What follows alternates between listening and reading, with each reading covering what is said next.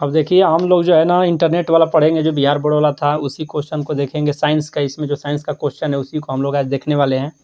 उसमें हम आपको जो है ना 20 क्वेश्चन बताए हैं, 21 नंबर से बताएंगे। सेट 1 का ये सब क्वेश्चन रहेगा। 21 नंबर क्वेश्चन में देखिए क्या लिखा हुआ है। दिया हुआ है कि जब सोडियम हाइड्रोक्साइड, कह रहा है कि जब सोडियम हाइड्रोक्साइड जिंक के साथ अभिक्रिया करता है तो कौन सा उत्पाद बनता है।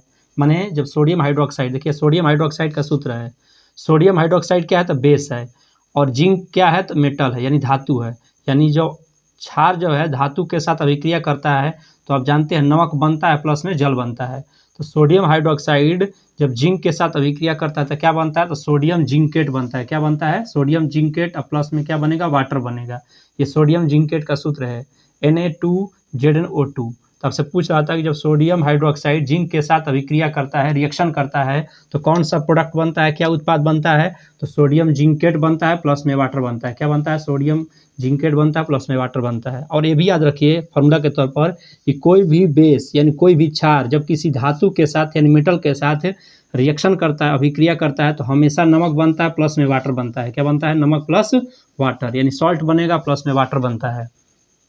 अब देखिए आगे जो है 22 नंबर क्वेश्चन दिया हुआ है कि पीतल है, पूछ रहा है कि पीतल क्या है, यानी ब्रास क्या है। तो कह रहा है कि धातु है यानी मेटल है, अधातु है यानी नॉन मेटल्स है, मिश्र धातु है यानी आपको एल्वाइज है, उपधातु है यानी मेटलॉइड्स है। तो पूछ रहा है कि पीतल क्या है। तो आपको याद रखना है कि जो पीतल होता है यानी जो ब्रास होता है वो मेटलॉइड्स होता है, यानी सॉरी एल्वाइज होता है। क्या होता है, एल्वाइज, यानी मिश्र धातु होता है। क्या होता है, मिश्र धातु। अब कैसे याद रखेंगे, पीतल क्या है, मिश्र धातु है। पीतल पूछा जाएगा भी क्वेश्चन कि पीतल कौन से धातुओं से या किससे मिलकर बना हुआ है। तो पीतल, देखिए पीतल में कैसे याद रखेंगे, तो आपको पीतल कौन से मिश्र धातु माने किस चीज़ के मिलने से बना हुआ है, तो आप याद रखिए पिताजी। क्या याद रखिए, पिताजी।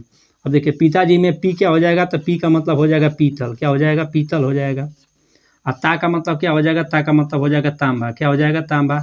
और जी का मतलब क्या हो जाएगा, तो जी का मतलब हो जाएगा जिंक। क्या हो जाएगा, जिंक। यानी जो पीतल होता है वो तांबा और जिंक के मिलने से बना हुआ है। तांबा का मतलब कॉपर और जिंक होता है। तो यानी कॉपर और जिंक के मिलने से क्या बना हुआ है, पीतल बना हुआ है। तो देखिए कॉपर भी धातु है और जिंक भी धातु है, दो धातुओं के मिलने से बना हुआ है पीतल, इसीलिए क्या है, मिश्र धातु है। और देखिए क्वेश्चन नंबर 23 में आपसे पूछ रहा है कि ब्रोमीन अधातु किस अवस्था, ब्रोमीन अधातु की अवस्था होती है। यानी जो ब्रोमीन क्या है, एक अधातु है, इसका स्टेट बताना है कि ये कौन सा स्टेट में कौन सी अवस्था में पाया जाता है। ये क्या ठोस अवस्था में पाया जाता है यानी सॉलिड स्टेट में पाया जाता है, क्या गैस अवस्था में पाया जाता है, क्या ये जो है द्रव यानी लिक्विड स्टेट में पाया जाता है। तो आपको इसकी अवस्था बताना है।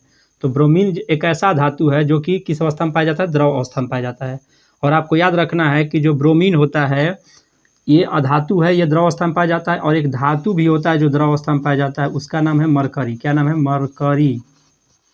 मरकरी भी एक धातु है जो किस अवस्था में पाया जाता है, द्रव अवस्था में पाया जाता है। मरकरी को हम लोग पारा भी कहते हैं। क्या कहते हैं, पारा भी कहते हैं। मरकरी कहिए चाहे पारा कहिए, चाहे इसी को पारद भी कहते हैं। क्या कहते हैं, पारद भी कहते हैं। इसी को ना क्विक सिल्वर के नाम से भी जाना जाता है। तो पूरे पीरियोडिक टेबल में केवल दो ही ऐसे एलिमेंट्स हैं जो कि द्रव अवस्था में पाए जाते हैं। एक है अधातु में जिसका नाम ब्रोमीन है, और एक है धातु में जिसका नाम मरकरी है। क्या है, मरकरी। इसी को पारा कहते हैं, इसी को पारद कहते हैं, इसी को क्विक सिल्वर के नाम से भी जानते हैं, जो द्रव अवस्था में यानी लिक्विड स्टेट में पाया जाता है, जो क्या है, एक प्रकार का धातु है। तो भैया देखिए 24 नंबर आपसे क्वेश्चन पूछ रहा है किस हाइड्रोकार्बन के 3 आबंध है, माने इसमें कौन सा हाइड्रोकार्बन है जिसमें ट्रिपल बॉन्ड है, मतलब 3 गो आबंध है। यानी आपको बताना है ना कि हाइड्रोकार्बन, हाइड्रोकार्बन किसको बोलते हैं, वह कंपाउंड, वह यौगिक जो हाइड्रोजन और कार्बन के मिलने से बना रहेगा उसको हम लोग हाइड्रोकार्बन कहते हैं। देखिए इसमें जो भी आपको कंपाउंड दिया गया है, जो भी इसमें यौगिक दिए हुए हैं, सबके सब जो हाइड्रोजन और कार्बन के मिलने से बने हुए हैं। तो आपको बताना है कि इसमें ट्रिपल बॉन्ड है। तो देखिए ये जो है, अगर हम देखेंगे कार्बन, अब जानते हैं कार्बन क गो बॉन्ड बनाता था, कार्बन 4 बॉन्ड बनाता था, ऐसे बना दीजिए। और क गो हाइड्रोजन है, 4 गो। देखिए ऐसे हाइड्रोजन हाइड्रोजन जोड़ देंगे तो ये जो है ना CH4 का क्या हो गया, संरचना सूत्र हो गया। CH4 का क्या हो गया, संरचना सूत्र। इसमें देखिए ना सिंगल आबंध है, इसमें 3 गो आबंध तो ही नहीं है, कहाँ 3 गो आबंध है, सिंगल आबंध है। इसको भी बना सकते हैं। 2 गो कार्बन है तो कार्बन कार्बन पहले जोड़िए, और ये कार्बन क गो बंध बनाता है तो 4 गो बनाता है, तो ऐसे 4 गो बना दीजिए। इसके पास भी 4 गो बना दीजिए। अब देखिए हाइड्रोजन क गो है तो 6 गो है, तो यहाँ पर एक हाइड्रोजन हो जाएगा, एक यहाँ पर हो जाएगा, एक यहाँ पर हो जाएगा, एक यहाँ पर, एक यहाँ पर, एक यहाँ पर। तो यहाँ पर भी देख रहे हैं ना कि इसमें जो है केवल जो है सिंगल बॉन्ड है, डबल बॉन्ड और ट्रिपल बॉन्ड कहीं नहीं है। इसको आप देखिए क गो इसमें कार्बन है तो कार्बन की संख्या 3 गो है, तो पहले कार्बन कार्बन ऐसे सिंगल जोड़िए, और बताइए कोई भी कार्बन क गो बंधन बनाता है? 4 गो बनाता है, तो ऐसे बना दीजिए। फिर यहाँ पर भी अब देखिए यहाँ पर 4 गो लेकिन हाइड्रोजन है, तो अगर मान लीजिए कि यहाँ पर एक हाइड्रोजन रख देते हैं, एक यहाँ पर हाइड्रोजन रख देते हैं, एक यहाँ पर हाइड्रोजन रख देते हैं, 3 गो तो हाइड्रोजन मेरा खत्म हो गया। तो अब हम क्या करते हैं कि एक हाइड्रोजन इसको दे देते हैं, तो बताइए क गो हाइड्रोजन हो गया? 4 गो। 4 गो हाइड्रोजन खपत हो गया, 3 गो कार्बन खपत हो गया। लेकिन ये कार्बन तो 4 गो बंधन बना लिया, और ये कार्बन देखिए केवल 2 बंधन बनाया हुआ है, ये वाला कार्बन। और ये भी कार्बन क गो जो है अबंध बनाया हुआ है, ये जो है केवल 2 गो अबंध बनाया हुआ है, केवल 2 गो बॉन्ड बनाया हुआ है। लेकिन क गो कार्बन बॉन्ड बनाता है? 4 गो।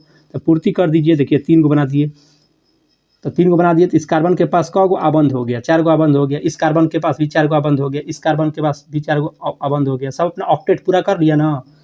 तो यही जो है इसी में देखिए 3 गो अबंध है कि नहीं। तो पूछ रहा था कौन सा हाइड्रोकार्बन है जिसमें 3 अबंध है? ऑप्शन नंबर कौन हो जाएगा? सी हो जाएगा, C3H4।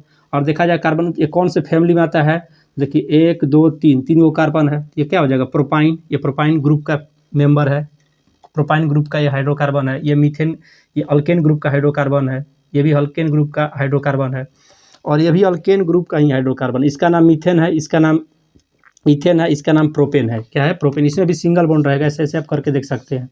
और देखिए यहाँ पर ऐसे ऐसे कर देंगे, यहाँ पर एक हाइड्रोजन कीजिएगा, फिर एक यहाँ पर हाइड्रोजन, फिर एक यहाँ पर हाइड्रोजन, एक यहाँ पर, एक यहाँ पर, एक यहाँ पर, एक यहाँ पर। अब गिन कर देख लीजिए, तो 3 गो इधर, 3 गो इधर, 6 गो, 6 1 7 1 8, तो 8 गो खत्म हो गया ना। इसमें भी सिंगल बॉन्ड है कि नहीं?